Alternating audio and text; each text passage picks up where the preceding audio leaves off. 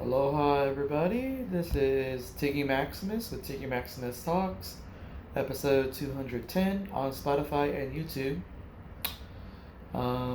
Thank you guys for listening to the podcast, following the podcast, spreading the word to your friends and family, and everyone in between about the podcast. Also, thank you for donating to the podcast. There's a link on my Spotify episodes where you click on it, where there's a link on my the Spotify page of my podcast, and it allows you to make a donation to the podcast. Also, there's a link on my YouTube episode where it takes you to the Spotify um, page of my podcast. So, two ways to get you to donate to the podcast, and anything is appreciated, guys. Thank you. On this episode of Tiggy Maximus Talks, I'm going to be reviewing two comedy shows. The first one was a Cackles show at Point Loma's Good Bar. Great place. Quite a few comedy shows I've seen there. Usually have comedy on Wednesday nights, but this one happens to be on a Thursday night. And on this particular show, you got the host, co-host, Shane Chase and Victor Paz. Two great guys. Nice to see them working together, putting on some great shows, bringing in some great talent. The headliner for this show was Michael Harrison. The guy was a fun guy to talk to, and gotta say, the guy was pretty hilarious. If anything, it might have been like the best headliner they have ever brought in.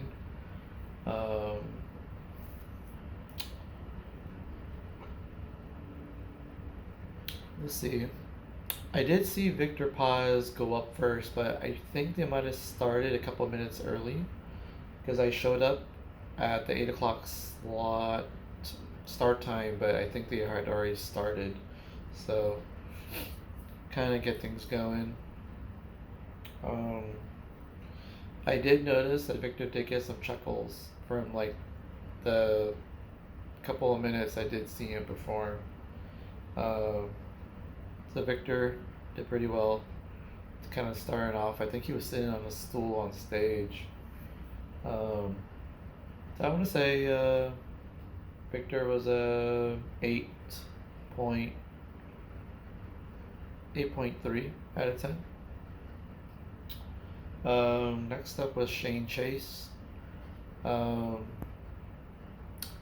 He does love to talk about his three-way that he had experience, but just kind of talking about being useless, like a school project where nobody gave you anything to do, but you got school credit for it anyway.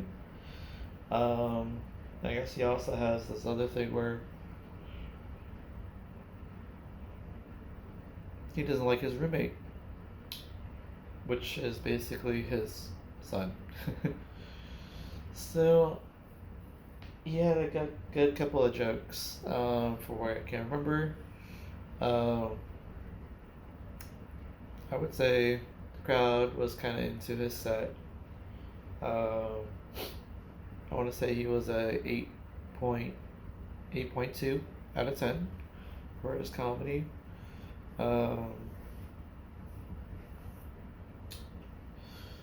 Next, I believe we have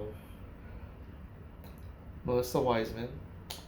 I noticed that she mostly had the same jokes as before.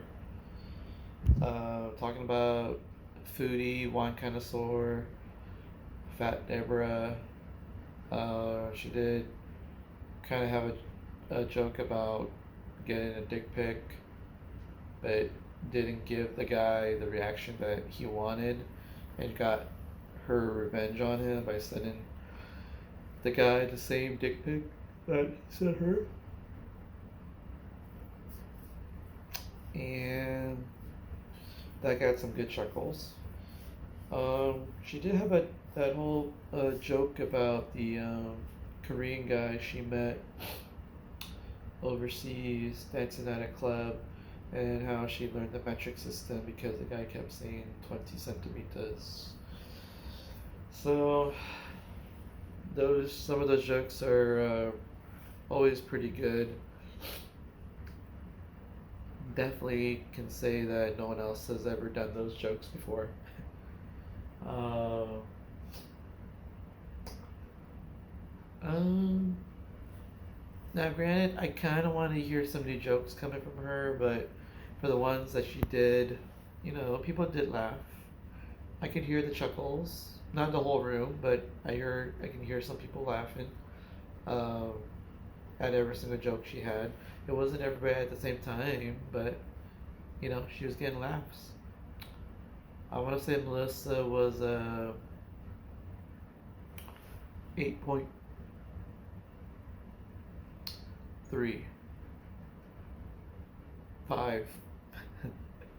8.35 out of 10. Next, we had a really funny guy by the name of Dan Yorg, and he did kind of own up that he kind of looks like a really old guy, but with that, he was super hilarious.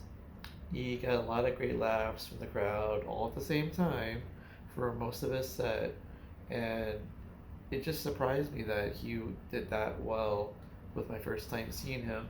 And he's a great guy to talk to. Um, I want to say he was a 8.75 out of 10. Um, then we had our featured comic, came down from LA, the one and only Kat Alvarado. I think she did talk about traffic during her thing, and um,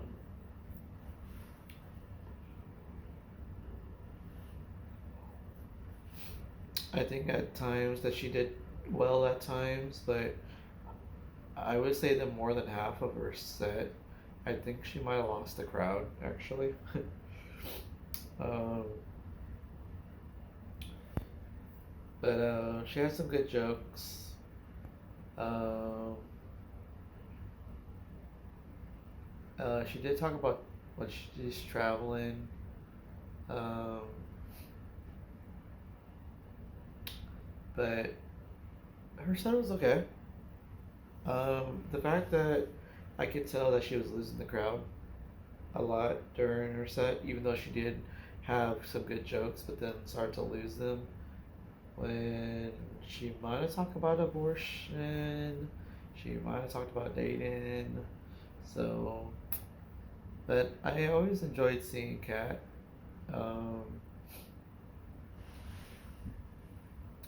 I want to say the Cat was probably an 8.3 out of 10. Um,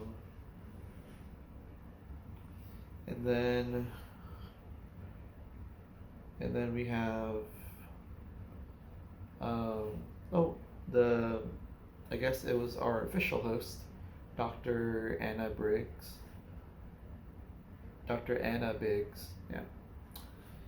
Um, she did bring her parents to the show, and I think the biggest thing that she got a big laugh for was she mentioned her dad, and then mentioned about the that he knows nothing about the women's body, and I guess it was a whole relation to the abortion laws and stuff, laws that dictate how a woman should treat her body. So that was probably the biggest thing.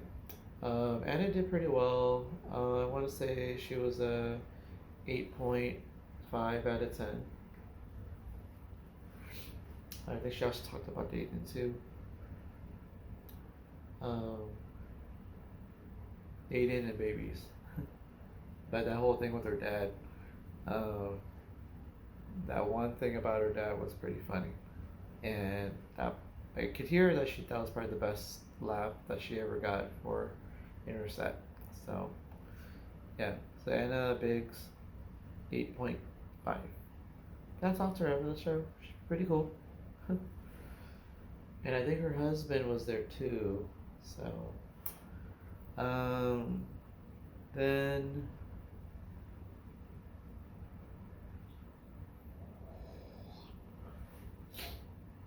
we have our headliner, Michael Harrison. Um, I believe he talked about New York quite a bit. Talked about Dayton. Uh,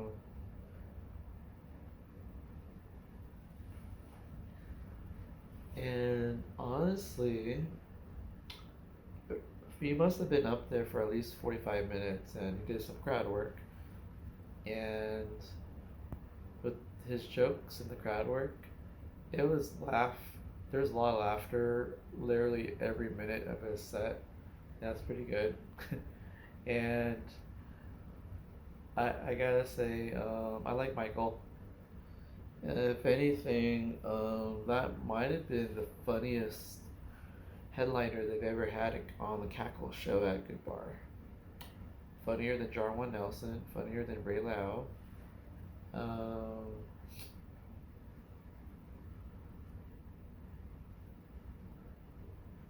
I gotta say, I enjoyed myself. Plus the fact that this room was super packed. I think there had been at least 15, 20 people still standing because I couldn't find seats, including myself. I finally got a seat about halfway through the show. Um, but overall, it's nice to kind of get a good seat close to the stage. Got to see how funny Michael Harrison is, and Michael Harrison might be the funniest comic out of New York that I could think of. So I gotta say, Michael Harrison, I'm gonna give him a 9.25 out of 10. It's really funny. I really enjoyed everything he had to bring that night. So, if you are ever in Point Loma and go to a Good Bar, or you're following Cackles, go see their shows every month. They always have a great show every month, either on a Wednesday or Thursday, and they always put on some great lineups. And I can't wait to see what they're gonna do next. And again, give yourself a chance to talk to Shane Chase and Victor Paz, because they're a couple of great guys who are trying to do a lot for comedy and trying to give people some really great shows that are bangers, people that are actually making people laugh and make the effort to do so. So stay tuned. Look up their Instagram or their Facebook for Cackle's Comedy Show. See what they got going on every month, and go to their show on Thursday. I think it's a Thursday or whatever time of the month. So you're never disappointed. So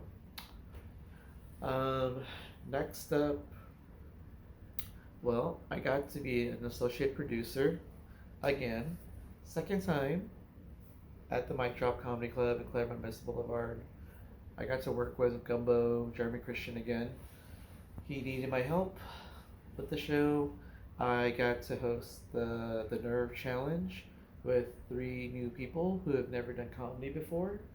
One of my friends got to go up and do his thing for 3 to 5 minutes, and I'm happy.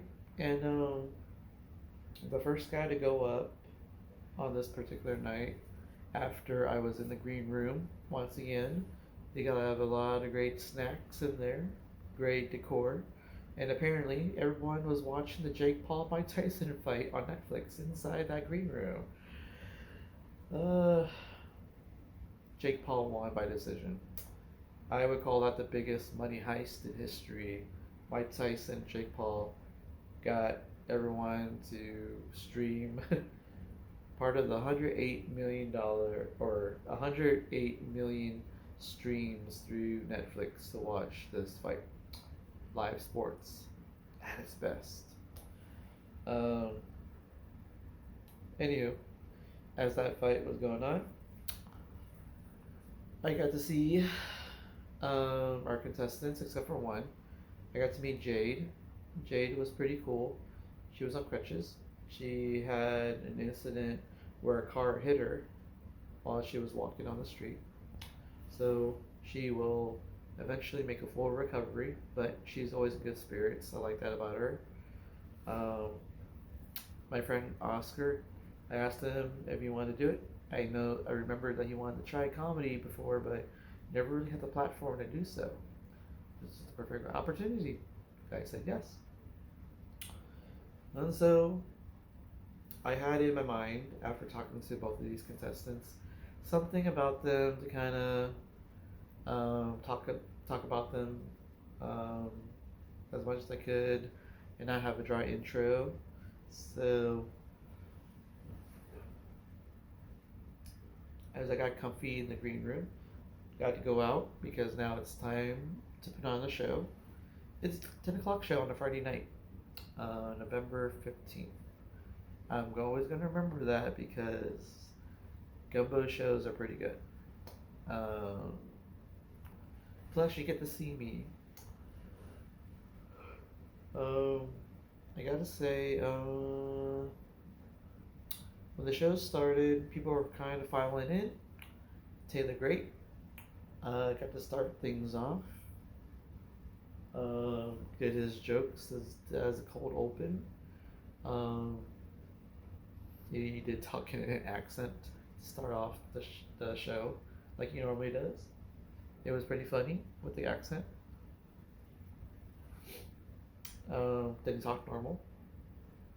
And then Taylor kind of talked about dating. Um,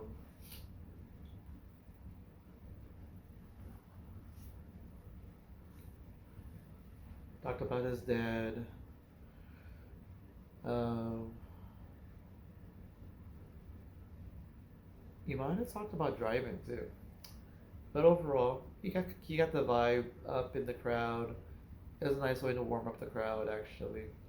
Um, I want to say Taylor Great did great, and I want to say he was a 8.5 out of 10. Next, we have TJ.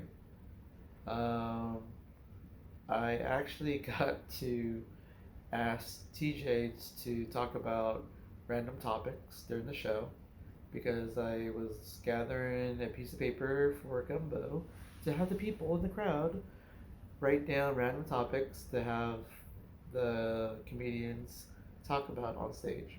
And the two things I remembered reading off was gay men who love pussy, um, and then the other thing I think it was Taylor Swift. um, I don't think there's a third topic I read off, but those two. One part I think I made everyone laugh was because when I first asked TJ about gay men who love pussy, and as he was going about it, and as he was starting to slow down, and I guess my thought is that he was kind of done talking about it, and so when I thought it was a good time to transition to the second question and read it out, I think I said next topic, and then I didn't know if at that point I actually accidentally cut off TJ, and it was just pretty funny, and so I then just said next topic is Taylor Swift, and I guess it just kind of went into that. So I might have had a hand in making people laugh a lot, given the circumstances. That I know is a good crowd. Uh, but TJ did pretty well. Uh, I want to say he was an 8.5 out of 10 for his comedy performance, and that little thing that happened with me reading the cards or reading the topics for TJ. um, And then we got the man of the hour, the headliner, Gumbo. Um, Gumbo pretty much had some jokes. Um, I'm pretty sure he talked about dating. Um,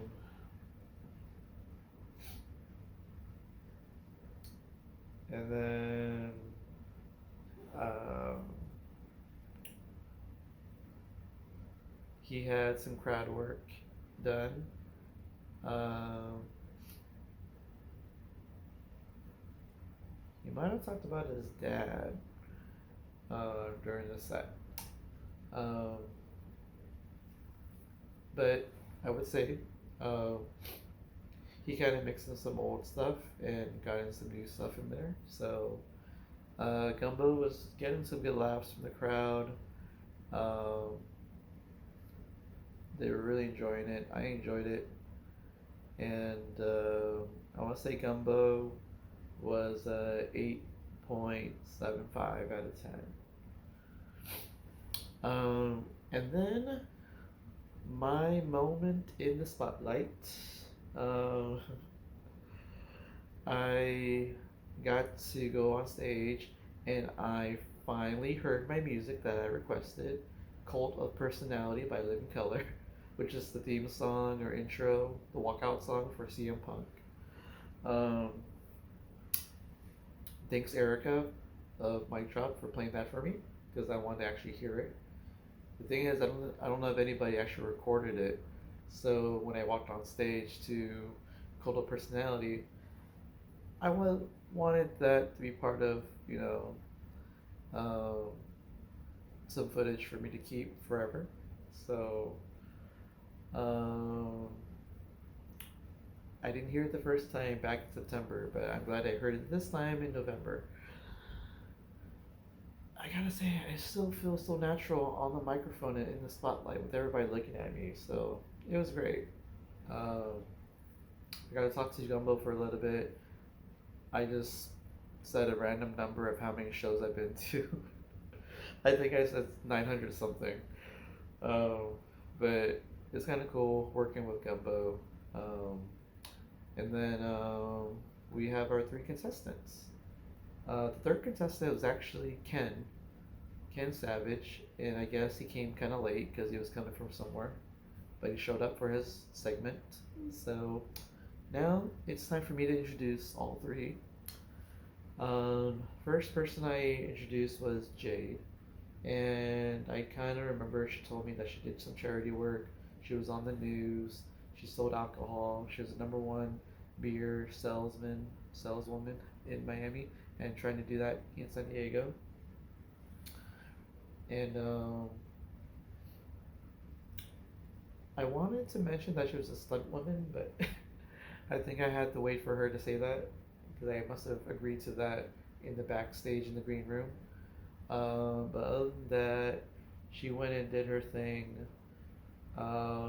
She got people laughing, telling her stories, her jokes, and to kind of get it to 3 to 5 minutes, she did really well. I liked her a lot. Um,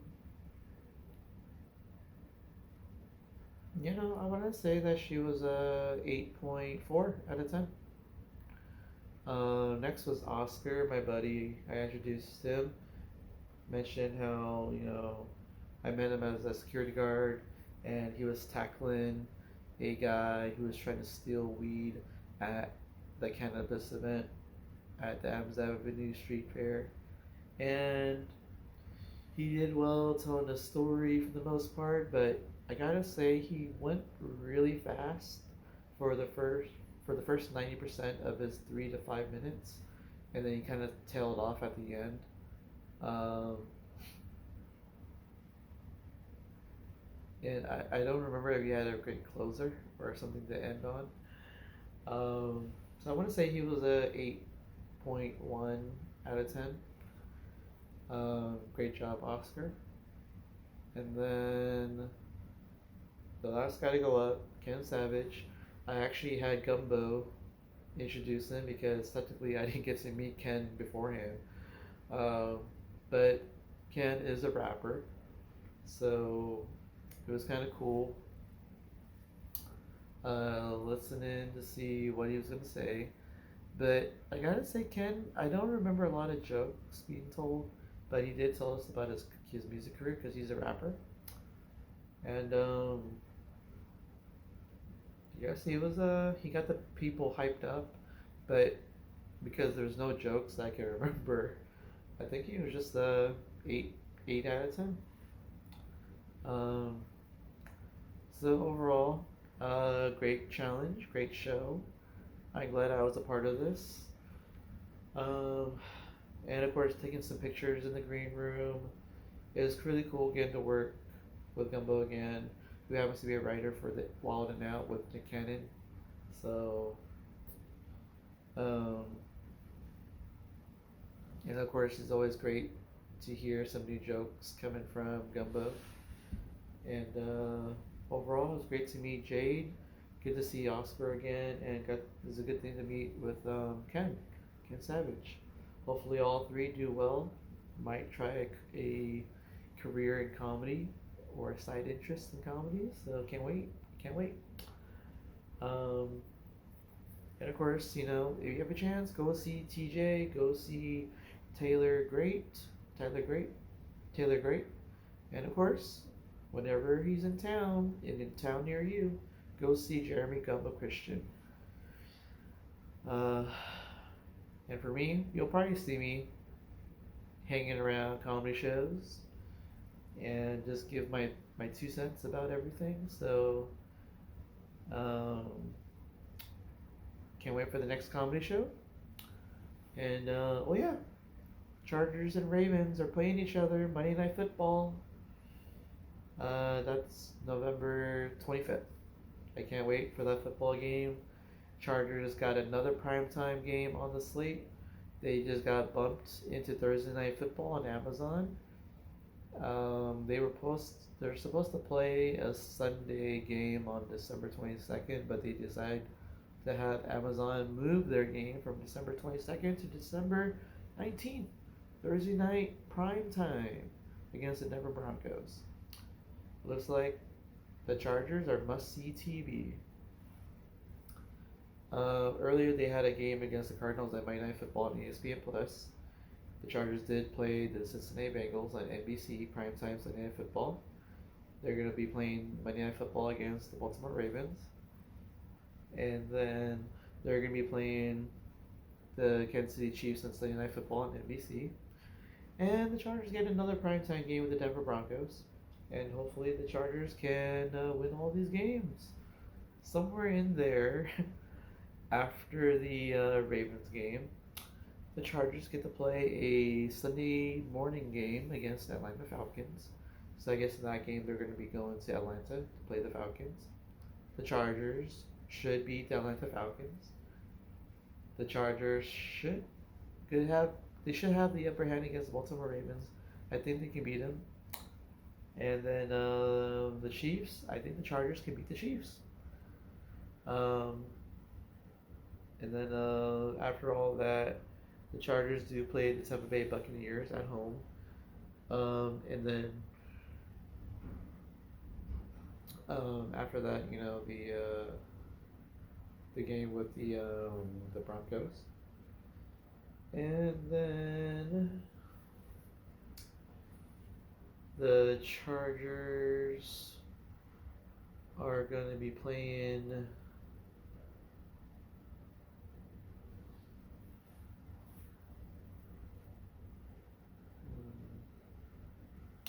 they're playing somebody on the 29th, December 29th.